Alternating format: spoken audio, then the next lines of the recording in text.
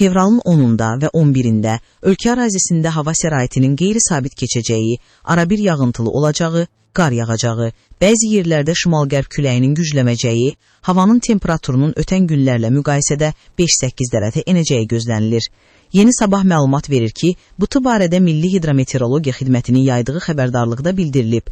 Qeyd olunub ki, Bakıda və Abşeron yarımadasında fevralın 10-unda hava şəraitinin arabir yağıntılı olacağı, sulu qara keçəcəyi proqnozlaşdırılır. Gün ərzində ayrı-ayrı yerlərdə intensivləşəcəyi ehtimal edilir.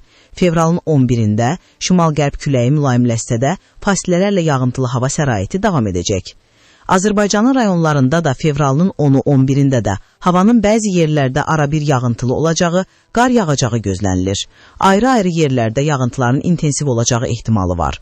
Fevralın 10-12-sində də bəzi dağlıq və dağ ətəyi rayonlarda yollar buz bağlayacaq.